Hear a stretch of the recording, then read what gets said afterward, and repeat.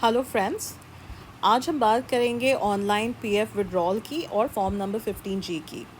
ये वीडियो बहुत ज़्यादा डिटेल में नहीं जा रहा, फॉर्म 15G क्या होता है या टीडीएस कब डिडक्ट होता है, नहीं डिडक्ट होता है, एट्सेट्रा एट्सेट्रा। उसके लिए एक अलग से लंबा वीडियोस बनाया जाएगा, आप उसको रेफ़र कर लें। इस वीडियो में सिर्फ़ और सिर्फ हम फॉर्म भरना देखेंगे। फॉर्म भरने से पहले लेकिन मैं आपको दो इम्पॉर्टेंट बातें बताना चाहती हूँ। सबसे पहला ये कि ये मैं जून 2021 में भर रही हूँ और इसी वजह से प्रीवियस ईयर और असेसमेंट ईयर्स जो इसमें है वो अगले साल 31 मार्च 2022 तक वही रहेगा, तो आपको वही भरना है। दूसरी बात ये कि ऑनलाइन फॉर्म मैं इसलिए भर पा रही हूँ बिकॉज मेरे पास एक आईपैड प्रो और एक एप्पल पेंसिल है। अगर घर पे आपके पास आईपैड, टैबलेट्स या फिर पीडीएफ एडिटर नहीं है तो परेशान होने की ज़रूरत नहीं है। इस फॉर्म को डाउनलोड कीजिए, इसका प्रिंट आउट लीजिए, पेन से भरिए और उसके बाद उसको स्कैन करके अपलोड कर लें। डाउनलोड कहाँ से करना है उसका डिस्क्रिप्शन आपको वहाँ पे डिस्क्रिप्शन बॉक्स में लिंक मिल जाएगा, वहाँ से उसको डाउनलोड कर लीजिए। तो चलिए चलते हैं हम लोग इस फॉर्म को भरने की तरफ। सबसे पहले आ जाते हैं नेम ऑफ़ असेसी। यहाँ पे आपको अपना नाम लिखना है। फ़िलहाल इस वीडियो के लिए मैं अभी अपना नाम लिख दे रही हूँ, लेकिन फॉर गॉड सेक मेरा नाम कॉपी करके अपने डिक्लेरेशन और ये सब में मत डाल दीजिएगा। उसके बाद आपको अपना पैन कार्ड नंबर लिखना है। प्रिवेसी के लिए XXX मार लियो, लेकिन आप अपना यहाँ पे भर लीजिए। स्टेटस, बिकॉज हम इंडिविजुअल हैं, कोई फर्म नहीं है, इस वजह से हम इंडिविजुअल लिखेंगे। प्रीवियस ईयर में यहाँ पे हम 2021-22 डाल देंगे। रेसिडेंशियल स्टेटस में हम रेसिडेंट डाल देंगे।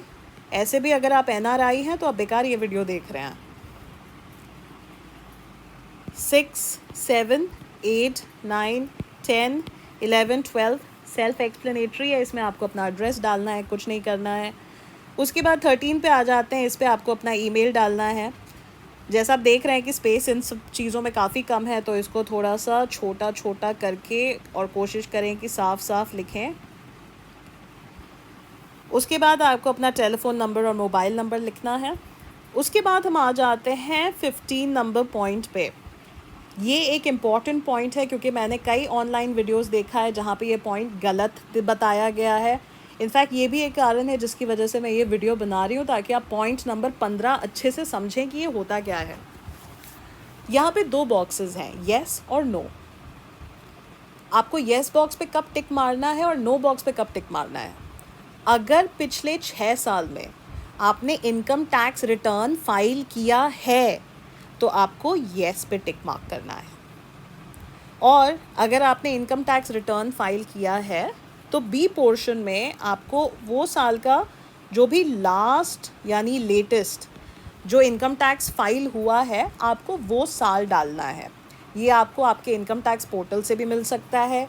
एक्नॉलेजमेंट स्लिप आपके पास जो भी है, तो जो भी लास्ट और लेटेस्ट आपने भरा है आप उसको यहाँ पे लिख दीजिएगा।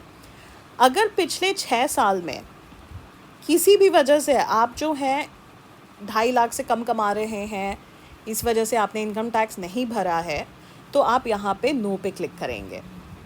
फिर से एक बार समझाती हूँ अगर इनके समझ में नहीं आया हो, बिकॉज पॉइंट नंबर 15 कई लोग गलत फिल करते हैं। अगर आपने पिछले 6 साल में इनकम टैक्स फाइल किया है तो हाँ पे टिक करें। अगर पिछले 6 साल में आपने इनकम टैक्स नहीं फाइल किया है तो नो पे टिक करें। अगर आप हाँ पे टिक करते हैं तो जो भी लास्ट इनकम टैक्स आपने फ़ाइल किया है, जिसका एक्नॉलेजमेंट स्लिप आपके पास है, कृपया उसका असेसमेंट ईयर लिख दें।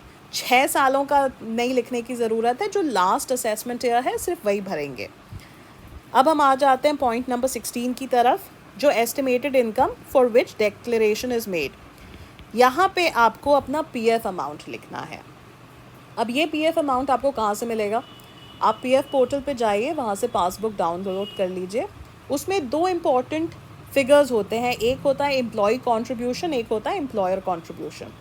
इन दोनों सम को ऐड जब कर लीजिएगा तो आपको टोटल इनकम मिल जाता है।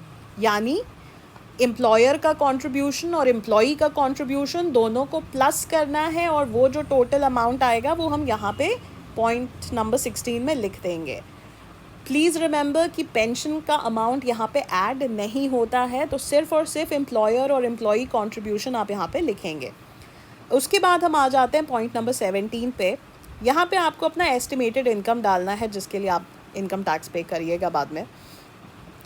तो ये अमाउंट लिखते वक्त याद रखिएगा कि आपको XYZ यानी जो 16 नंबर के कॉलम में आपने डाला है उसको भी ऐड करके टोटल इनकम कैलकुलेट करना है और उसको यहाँ पे लिखना है।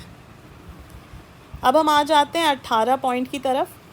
ये आपको डिटेल्स है उन फॉर्म 15Gs की जो इसके अलावा आपने प्रीवियस ईयर में भरा है। फॉर्म 15G कई बार FD के ऊपर इंटरेस्ट पे TDS डिडक्ट ना हो, इसके लिए भी फ़ाइल होता है बैंक्स में। तो आप देख लीजिएगा, अगर कोई 15G फाइल हुआ है तो उसका डिटेल्स यहाँ पे डाल दीजिए, और अगर कोई फ़ाइल नहीं हुआ है तो इसको ब्लैंक छोड़ दीजिए। अब हम आते हैं पॉइंट नंबर 19 की तरफ। तो यहाँ पे हम डालेंगे सीरियल नंबर 1, आपका PF नंबर, आपका UAN नंबर अपना भर लें। नेचर ऑफ इनकम में आप PF विड्रॉल भर लें। Section under which tax is deductible, ये इनकम टैक्स का एक्ट का सेक्शन है, इसके बारे में आपको सीखने पढ़ने की कोई ज़रूरत नहीं है, बस 192 ब्रैकेट A डाल दीजिए। अमाउंट ऑफ इनकम में वही इनकम आएगा जो आपका PF अमाउंट है, यानी जो हमने आइटम नंबर 6 में डाला था। इसके बाद आप एक सिग्नेचर करेंगे।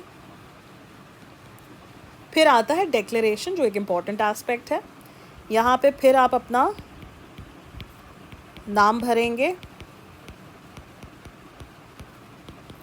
अगेन मैं फिर से दोहरा रही हूँ, प्लीज़ मेरा नाम मत भर दीजिएगा।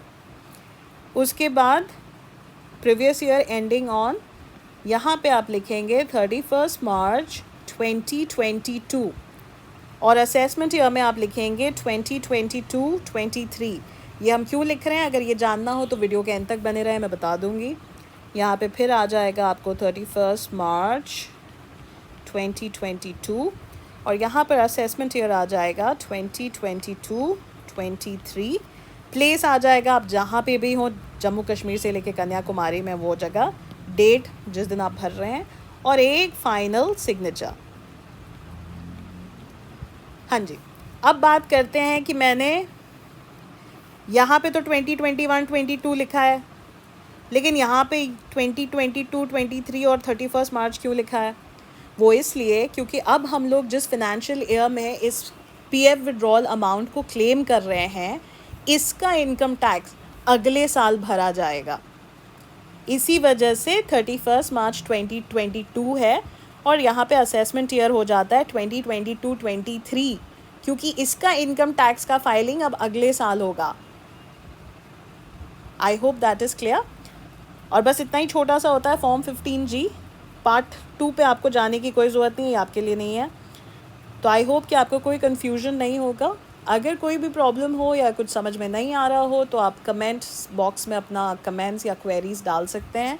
मैं कोशिश करूँगी जितना हो सके आपको क्लैरिफाई करने की। यहाँ पे मैं एक बात ज़रूर कहूँगी कि अगर किसी वजह से आपको लगता है कि आपको ये बात या ये फिनेंशियल फॉर्म 15G या ये सब चीज़ें नहीं समझ में आती, तो फिर आप किसी ऐसे इंसान को अपने घर में ढूंढें जो फिनेंशियली साउंड हो, उसको ये सारी चीज़ें समझ में आती है, पेपर वर्क में अच्छे हों, और वो आपके लिए भर दें। बिकॉज ऑनलाइन क्लेम रिजेक्ट भी हो जाता है, और PF अमाउंट हम सबको ही जानते हैं कि हम लोग जब विड्रॉ कर रहे होते हैं तो जब अपने पैसे कहीं फंसे हुए होते हैं तो तुरंत आ जाए, इसके बड़ा मन करता है। सो आई होप ये फॉर्म आपको भर करके समझ में आ गया होगा। एंड कोरोना के टाइम में हम हैं, so please remember, wash your hands, use sanitisers, and maintain social distancing. Thanks guys. Have a safe year.